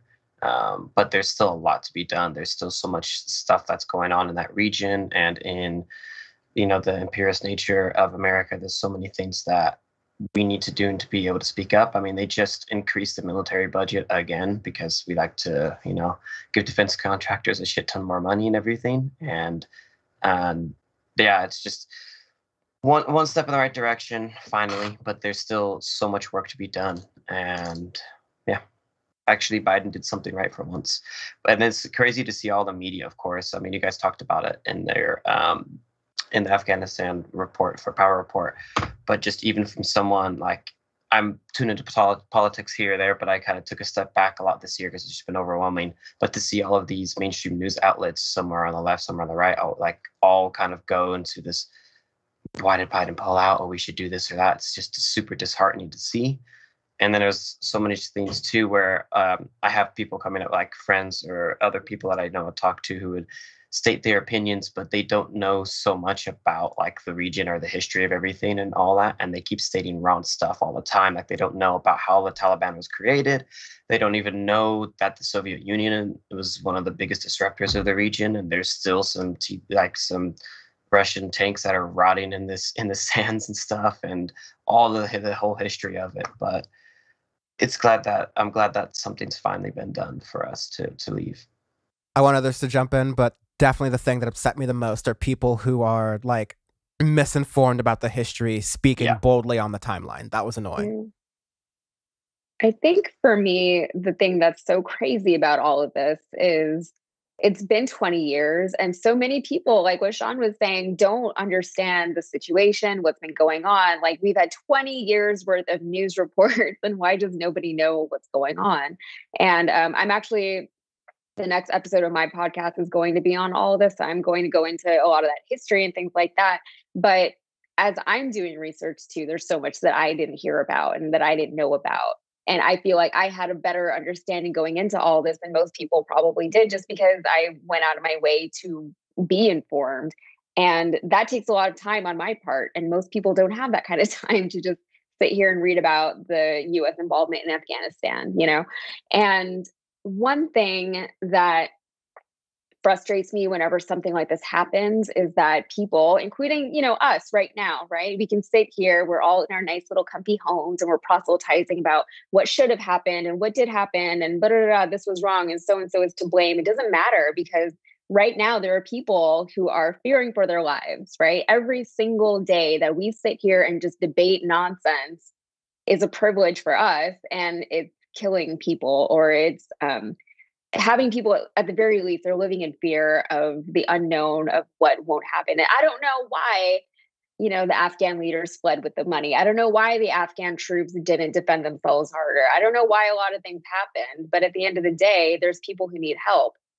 And in the US, the fact that we don't understand what happened or how we got here, it leads to a lack of compassion and a lack of the ability even to take responsibility, let alone the willingness to do so, because we don't understand what we're responsible for. A lot of people think that we've done enough for the Afghan people. We helped them. We were there for 20 years, which, sure, you can take that approach, or you can look at the bigger picture and see how much we actually contributed to the current situation, which includes the Taliban coming in and taking back control. We didn't do anything that we went out and set out to do. Joe Biden said in a press briefing, he said that we did set out to do what we set out to do, and it was never about world building and things like that. And I think that the idea that the United States is here to police the entire world is flawed. I think the idea that we're here to build up other countries is flawed. And actually, I wrote this earlier in preparation for this broadcast, whatever, your show. And then I later saw that Molly Jong-Fast from the Daily Beast, she posted an article stating something very similar, that American narcissism is going to be the downfall of all of us. We have this idea that we're the ones who can fix it. We are the benevolent dictators of the world, which in and of itself is a fallacy. And it's not okay, because what that does is, the tenets of a narcissist is that they think they're the best and they won't hear criticism to the opposite. They think that everything that they're doing is for the best, not just for themselves, but for everybody else. Everybody else would be benefited if they listened to the narcissist's great wisdom. And that's the role that the United States is playing on the world stage. And we're gaslighting the rest of the world into thinking that the US is here, we're going to come save you. But really, we're usurping the people and the resources and the lands for our own benefit. And if we're not usurping them for ourselves, we're trying to control them so that somebody else won't, like Russia, which Sean pointed out is another very active component of this Afghanistan situation that a lot of Americans, I think, are missing. Yeah, we're talking about a war where on both sides and people were born and then serving, and the war was lasting longer than them. Like they talked about Taliban having, teenagers, and they talked about us even shipping out people and they're 19, 18 years old, and the war has been going on longer than their entire life. And people, and it's just typical with America, right? America, not only with Biden's speech where he had to, it was his press conference, he literally had to reinstate that, okay, yeah, we're pulling out, but don't worry, we're going to keep fighting the war on terror. That's how we have to advocate for getting out of a 20-year war, is by reassuring these warmongering people that, we're gonna keep going. We're gonna up the budget. We're gonna go fly around, and we're gonna find some more countries to invade, destroy, and ruin through our efforts of the war on terror. And it was funny when I heard that a comment about saying, it wasn't world building, but that still, does that give you justification to drop bombs though? Because once you go into a place, drop bombs, destroy their world, what do you expect to happen? America is consistently goes into regions, dismantles everything through their pride in the red, white, and blue, saying they're on this amazing journey, and then dips when everything is at the worst, right? And then it just becomes this endless cycle. Oh, now we have incentive to go back. And then it's the worst thing ever, because consistently becoming the police of terrorism around the world, they've only done the worst part. They just come in and put in this aggressive violence and justice, but do nothing towards developing democracy there. And it's really funny that America would be the place to do that. We have our own inconsistencies. We have our own issues with politics in general. And it's funny that we're the ones that think that we can fix everything. We can't even fix ourselves. There's a recall election going on here.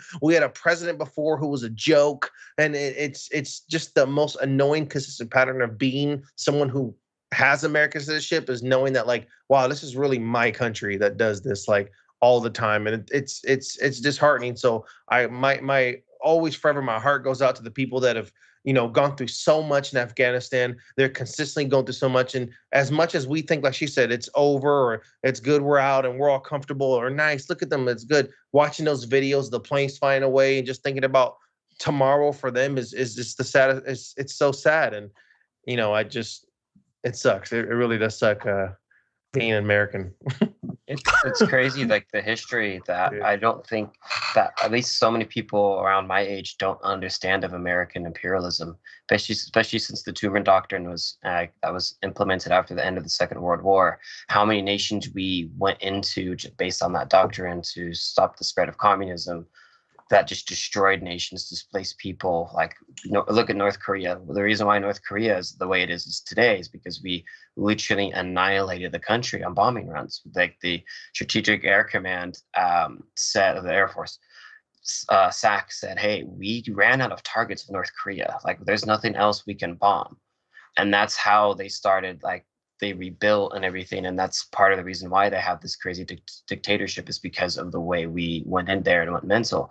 If you look at all the stuff in South America, all the, the Bay of Pigs incidents, if you look at Vietnam, I mean, all of that was a lot of that was from the Truman Doctrine into all of these anti-communist things. If you look at Afghanistan, it's all of that too, where we funded the Mujahideen to fight the Soviet Union, who were in Afghanistan, and all these, like, people don't understand that here. And if you don't look at that in the past actions of the United States, and you don't do something to, to prevent that from happening in the future, then it's just going to keep repeating itself over and over again, basically since 1946 onwards. It's been insane. Absolutely. I think it's a good thing, obviously, that, America, that the war's over, I guess you could say, and that America's out of there. I do think that the less places America has a presence, the better. It's a country with no good intentions wherever it kind of sets its foot. But what I really hope, and as I said on the episode about Afghanistan, we're at at this point we're relying on the good graces of the Taliban. We don't know what's going to happen there, but we're hoping that it's decent. I did go and look to see what's up with the Taliban and China, and it looks like they're going to have good relations going forward. Yeah, the Taliban their spokespeople are saying that China's a trustworthy friend, and the Uyghurs be damned. But what I hope doesn't happen, it's hard to discount American imperialism and how conniving it can really be, and backhanded. I really hope that we don't end up having some other, CIA-backed militia causing havoc in Afghanistan, fighting against the government there, which may be the Taliban. I hope we don't end up with some new kind of civil war or some new kind of like warlords taking on the Taliban, which just leads to endless fighting and more civilians dying. I really hope that this is America literally just saying we're done, and we're really just leaving our presence is done there in Afghanistan. But if you see some militia group coming up fighting against the Taliban, you already know what it is. One more thing that I want to add that I think is important to mention is that the women in Afghanistan, they have been in a much, much, much better place in the 20 years that the United States has been there. And what's happening to them now is, if you imagine 20 years, if you were born at the beginning of the 2000s, that's your entire life where you live with these freedoms that were granted to you because of the American presence in Afghanistan. And now a lot of those rights, those dreams, those hopes, whatever you wanted from your education, from your career, just from your life in general, they don't know what's going to happen. There's a lot of uncertainty, a lot of fear. And I don't want for that aspect of this pullout to go overlooked. It is pretty significant. So I just want to add that one a little bit. No, it's definitely not little. And it's complicated. Like, you have to balance the fact that Sean and I are having to explain to our former classmates who took all the same classes where we learned a lot of the same stuff that they apparently didn't. But you also have, in the midst of all this education around what happened with Afghanistan, as we're kind of processing all of it, there's the complexities of foreign intervention, is that there's pros and cons. It's never always 100% one thing. And like one pro of American, like you said, American presence there were like an increase in like some like liberal, like social like mores and traditions like that made it so, women in Afghanistan were able to just like go to school and dress a little bit more freely and just have another basic sort of things like that are things that we see as sort of basic right here in America that are very much at stake in real threat because of Taliban control.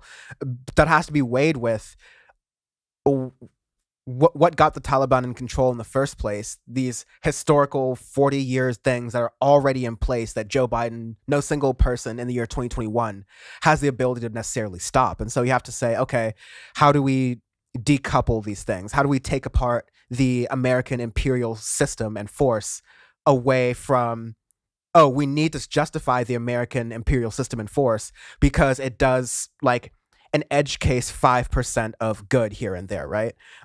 It's about to say, okay, how can we make sure that this like good is done, or like try to promote that or do that, but also whilst taking a step back and saying, hey, America is not the ultimate arbiter of this.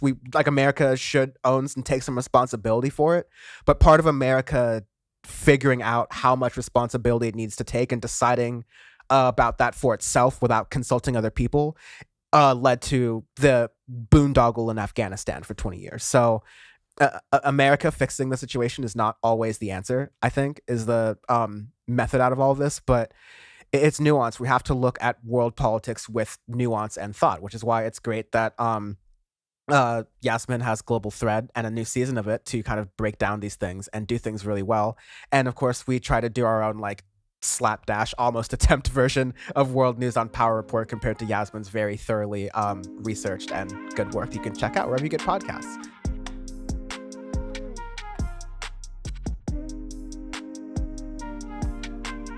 And lastly this week, because again, this is why the left can't have nice things. This might be like the new segment. I don't like talking about leftist drama unless I can make an example or make a really good point out of it. Same as I did with 2 Power Report episodes ago. I didn't love talking about drama with my coworkers and things like that, but there's a point that had to be made for the betterment of not just my audience, but viewers out there who randomly came across those clips and were able to see, okay, this is a little bit of how the sausage gets made. This is what I need to be aware of as a viewer, just in the same way that this string of alternative news helped me to be aware of mainstream media and be more cautious of a mainstream media consumer. And so one of the people who was at the vanguard of helping folks on the left, especially this generation of the left, be critical of the U.S. media, the mainstream media, the U.S. intelligence system, and that whole apparatus is so-called journalist Glenn Greenwald, who like did a lot of really good journalistic work surrounding, like we said, challenging U.S. media narratives on foreign wars and foreign interventions, challenging official government and U.S. narratives on surveillance measures and the increasing security apparatus that the United States was building and technologically implementing throughout the entire world. Glenn Greenwald was at the forefront of this. And up until at least 2015, Glenn was a widely respected leftist reporter who was perhaps one of the most adversarial people to the U.S. surveillance and intelligence state that we had on the beat. But Greenwald's fall from grace has been one to behold. And lately, since 2015, in the Trump years especially, he's been realigning himself away from a national security sleuth to a right-wing internet shitposter. And I wish I was being a little bit facetious, but the transformation has been extremely stark, not only among veterans of leftist media such as myself, but just people who have been Glenn's former journalistic subjects. You enter Chelsea Manning, who is known as one of America's probably bravest contemporary whistleblowers, who gave a lot of information in classifying documents to WikiLeaks about what the government was not telling us and the increase of our surveillance state and what abuses we were doing with that abroad and overseas with people who were American citizens and people who weren't American citizens. Chelsea Manning was greatly ostracized for that. The book was thrown at her. She was put into solitary confinement, essentially, in federal detention. Obama eventually, at the very, very last minute, shortened her sentence. But originally, the idea was that Chelsea Manning and Glenn Greenwald, they were like close. They were together. They were like partners in the sense that a way that a good source and a good journalist would be. Then Chelsea posts on Chelsea posts on Twitter kind of a recollection, kind of a comment on the way Glenn Greenwald has been behaving, doing less actual reporting on intelligence and those kind of things, and more talking about leftist internet drama and harassing different reporters online for their opinions and what they believe. So Chelsea Manning tweeted, "Glenn Greenwald, I don't have $10,000 right now, but if I get what I want to send it back to you from a donation you once did." I think like she wants to send it back. "I can't deal with this anymore. I'm terrified of you and everything you do. You're greedy, unprincipled, and I'm embarrassed for ever considering you a friend. To those he has hurt, I'm sorry I didn't say anything. I was scared and that's my fault." It was a really vulnerable place for Chelsea to be speaking from. Because, yeah, Glenn Greenwald has been on these multiple campaigns harassing journalists and using his platform to harass journalists like Taylor Lorenz of the New York Times, for example, just for reporting things that are very unrelated to Glenn Greenwald's beat. And then has his own Patreon. He makes millions of dollars. Substack, which is similar to Patreon, and makes millions of dollars off of that. At least it's reported somewhere in the 6 figures. I don't know if it's $1 million. But Glenn Greenwald decided to respond to that by saying, well, he released a deranged article titled "All Communications Between Myself and Chelsea Manning Since 2016 to Debunk Her Innuendo," which is a great way to react to someone who says you're scared of them. But then Glenn Greenwald throws in the fact that says, "Hey, Glenn Greenwald saying, hey, while Chelsea Manning was about to take her own life and commit suicide, I was there for her. And I was like, had her back. So it's amazing that she would say all of this stuff right now. Like I've seen some low stuff, like as a survivor of like suicide, like I've seen some low stuff talked about this kind of thing, but this was just insane. Like this was gross on a level that is unnecessary. And again, these people are at least ostensibly on the left and should be like agreeing with each other on principled things and political ideas more broadly, but this is Chelsea Manning expressing something like, hey, Glenn Greenwald's doing some messed up things. And Glenn Greenwald responds by doing all of those messed up things. And people are saying that Chelsea Manning's like the crazy one. And it's deeply, I feel for her, because just like being in that position, that's terrible. But what a mess. This is why the left can't have nice things, right? Make sure you're not muted. Yeah, when you sent me that, what Glenn Greenwald said, I was genuinely shocked, man. Like, I'm just like, dude, that's stuff that you say in private when you're just like talking shit with your friends. Like, you really have the audacity to say that in public. Yeah, honestly, it's just like, you're just a bad person at this point. Like, I don't even, like, regardless of, he's on the right. I don't even consider him a leftist at this point. Like, but regardless of like what he's saying about politics and his views on things, which I haven't been interested in for a long time because they're so frustrating, it's like you're also becoming just some kind of just asshole.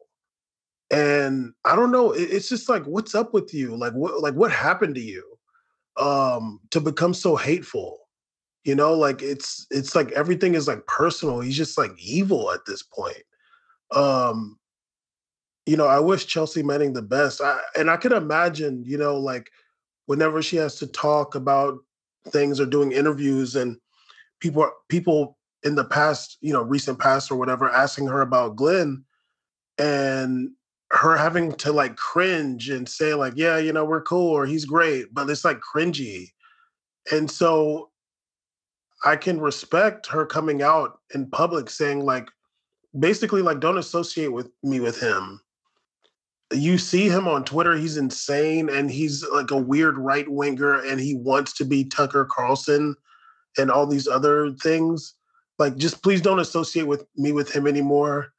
And he comes out talking about like, her suicide attempt. Like, what? It's disgusting, man. And Jesus Christ, are there really people out there being mad at her? Like, what? That's madness. I only retweeted Chelsea Manning's statement, and there were people in my Twitter replying to me going, well, why isn't Chelsea Manning being more clear with what she's saying? Or like, these are just baseless like accusations. Like, there's like a script that these bros on the internet run, and there's like only 10 like dialogue scripts because they haven't been programmed super well. They're non-player characters essentially. They're kind of dumb is what I'm saying. And I mean, it's like heartless. Chelsea Manning risked her life. Like, she and I say this respectfully, like, she didn't run away to Russia, dude. She sat in the can for it. Like, she didn't escape. So like, she went through the mental trauma, and like she also like transitioned while like under those situations and conditions. Like, she's a warrior. Like, Glenn Greenwald hasn't done anything. Like, you're sitting in some estate in Brazil, doing God knows what. Like, it started to bother me with Glenn Greenwald speaking so much about American politics. I'm like, dude, you're not even here, man. Like, during those Trump years, like, we were feeling something. And like his opinions, I was like, dude, like, they kind of don't matter. Like, you're not here, Like, I don't know what he was saying about January 6th. I'm sure he was downplaying it like the rest of those idiots. But it's like, dude, you are here to feel it. We're watching it on TV, you're feeling something. I don't want to hear your opinions being all cynical all the way in Brazil. You know, living it up with like some dog sanctuary and whatever else, you know, we ain't getting into. Chelsea Manning put her life on the line. And there's something with me, like the people that like really risk their lives for it. I don't want to hear these cynical losers like trying to like, you know, throw salt on their legacy. Like, I don't want to hear that. You didn't do anything.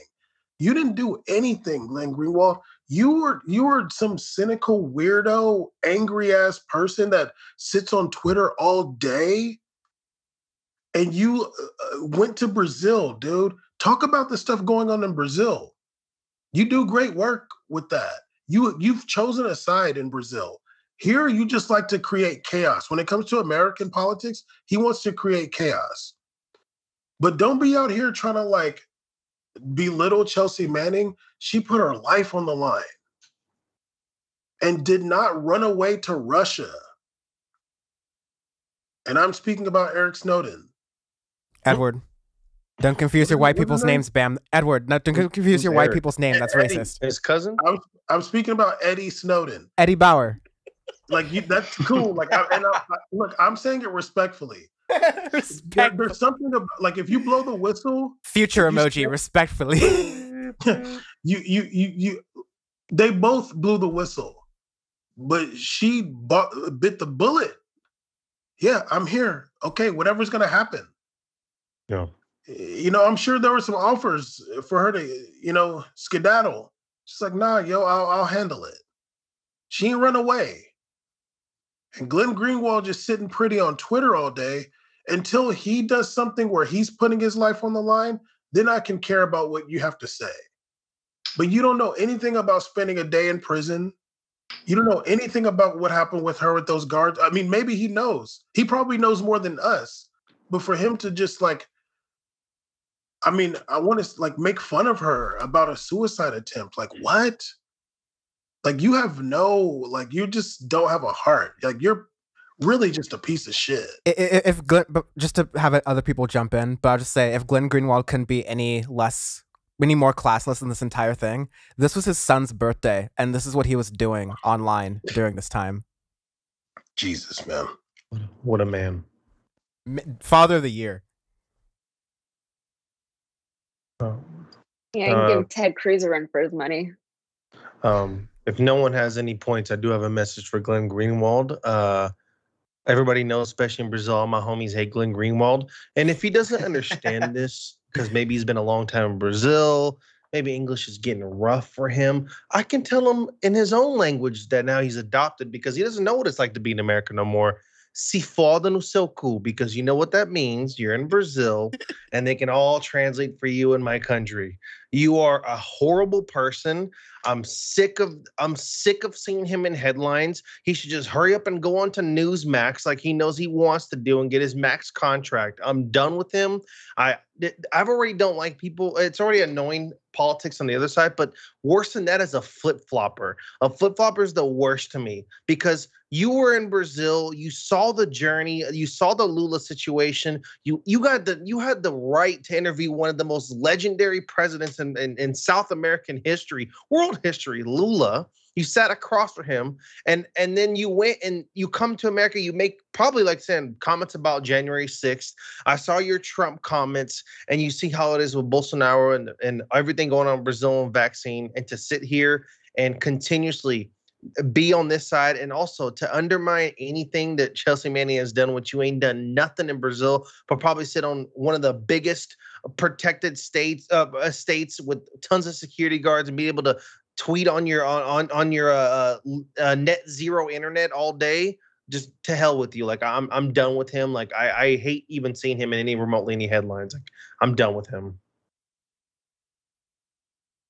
All my homies hate Glenn Greenwald.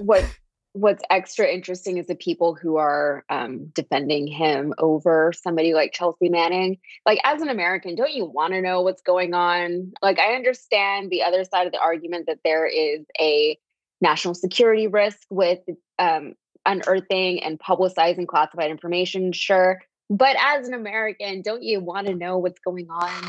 And the people on top of that that entirely aside, just human decency, why would you bring up something so personal about somebody, something that was between you and her?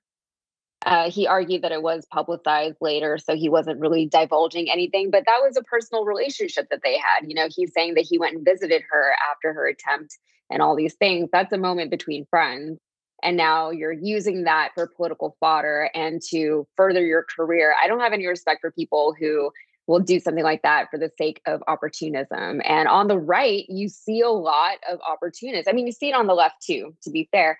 But on the right, especially, like all these people who are pushing, no vaccines, but they're all vaccinated, like things like that. Just the hypocrisy and the lack of human decency and the unwillingness to just see humanity when it's in front of you, even in somebody who you at least once referred to as a friend. So I think he's a terrible person just based on that alone.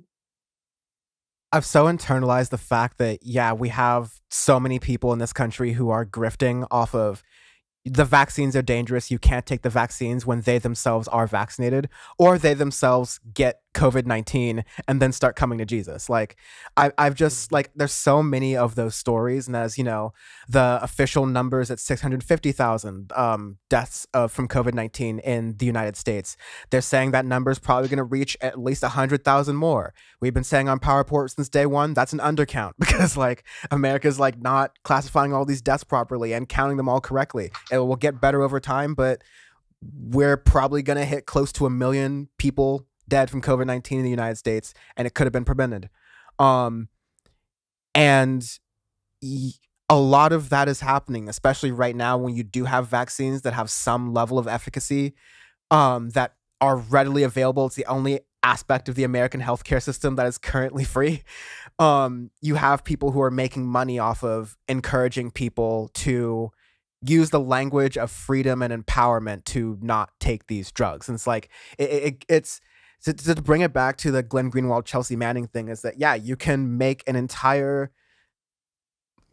economics, you can make an economic plate for yourself off of being a dick online, off of just misusing your platform thoroughly. And that's something that I think of having a platform, to what little extent that I have one, is an immense privilege. The fact that people listen to me and will take my advice on things that I have thoroughly no full backing or understanding in. I research these things, but I'm not as smart as the people I'm researching from. I'm not as smart as the original sources I'm getting it from. So the fact that people will listen to me on things is an immense privilege, and I don't want to misuse that. And when I see people misusing that, I get extra angry, because it's you've got to have these same thoughts, and you have a way bigger platform, and yet you're doing this.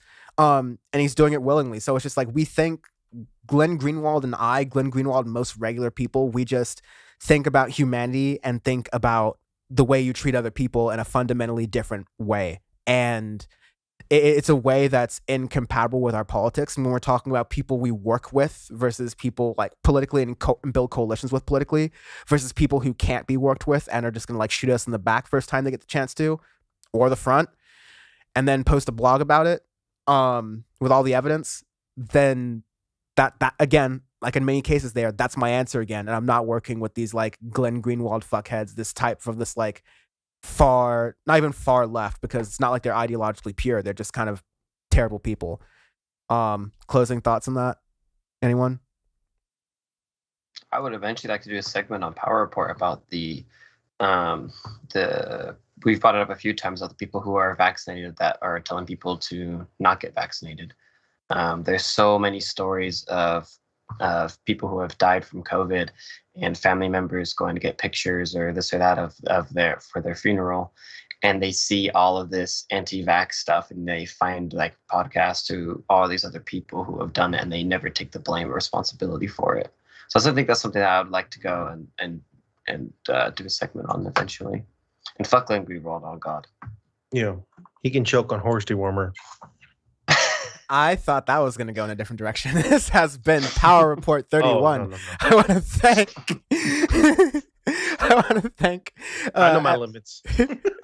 Everyone. I want to thank everyone on the episode for joining us for this big one here. Yasmin, can you tell folks where they can find the work you're doing, and also Global Thread, because I love that show.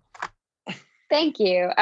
Yeah, so my podcast, it's called Global Thread. You can find it at globalthread.org, and it's available wherever you get your podcasts.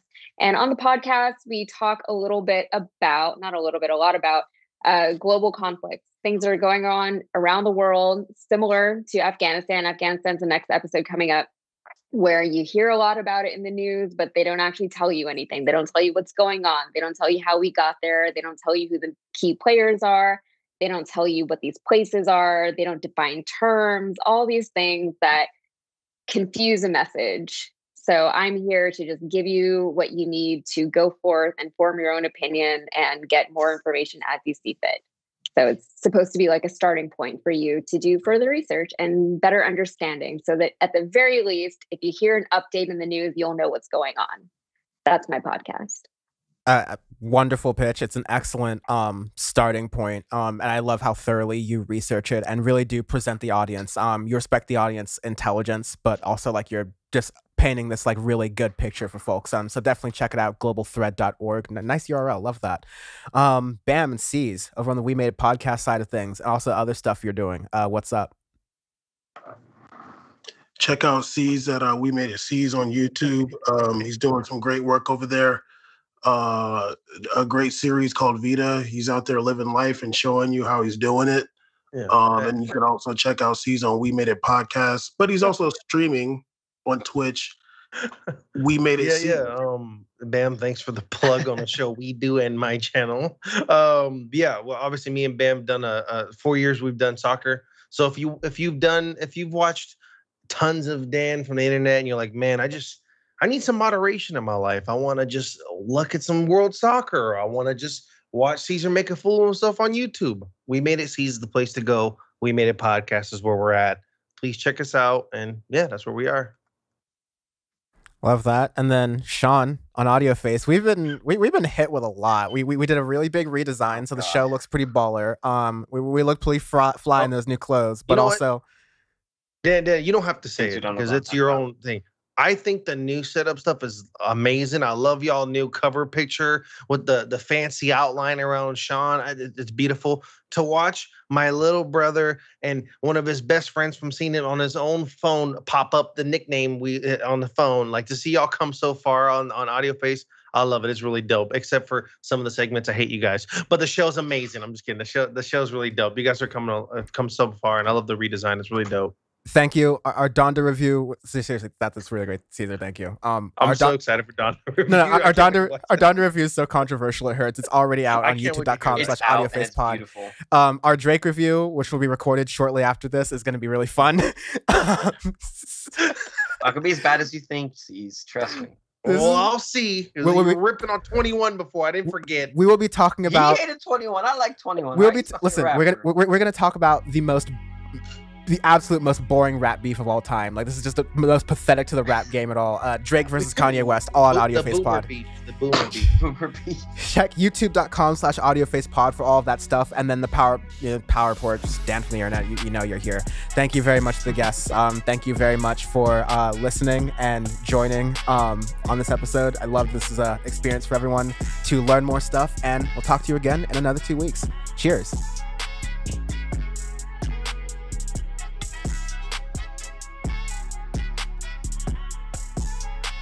Was Gray Davis Democratic or was he Republican?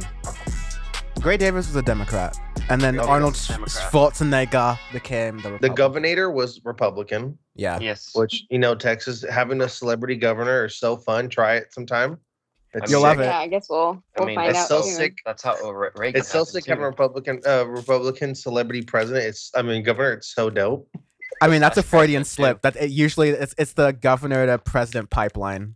Celebrity pipeline. It is. It really is. I remember when he was literally like recalled and people were like, oh, he's going to go for presidency. I'm like, did you guys forget that he was literally fired? But okay. Also, he can't because he wasn't born here, but go off. Jesus. Oh, let me go get my ballot. I forgot. Okay, you guys are flexing ballots. No. I would like to. We have things to record. God damn it, please. How many names? I literally just wanted to get how many names were on the ballot, and I could have just Googled this, but now I'm here. Okay. Yeah, Sean, you're the stats guy. Let's count. Caesar literally left and got his ballot. That's fucking awesome. Okay. I came back. Yeah, Caesar did not. That's awesome. And he wonders why Uncle Elder's on here. when Dan's uncle. we wonder why when his contract negotiations are up again, Caesar has some issues. Okay, this is nuts, actually. So yeah, so I'll show you the ballot. This is kind of insane. There we go. Sorry, my one shot. Oh, that's the wrong screen. There we go. So Stop recording. Oh God. So yeah, it's not in focus, but 46. So everything 46. Yeah, I wasn't joking. This black part is just like this black part's like yes or no, Gavin Newsom, and then everything underneath here, including this orange section, including this orange section, including this orange section, are all choices. I forgot about Caitlyn Jenner. Yeah, Caitlyn Jenner's on here, dog. You forgot? I totally forgot. I haven't seen any. I missed that. I haven't seen Caitlyn Jenner since her in the hangar interview. In the airplane hangar. My favorite name is. I forgot about that. My favorite name is Patrick Kilpatrick. That's my favorite name of all time. No, I can double this. Nicholas Wildstar. The hell are these people? Nicholas Wildstar. But you have your name is Patrick Kilpatrick, so you're like killing yourself in your own last name. It's beautiful. Killing Patrick them softly. Let's start. Okay. On my one shot, we are here and it's 107. Okay.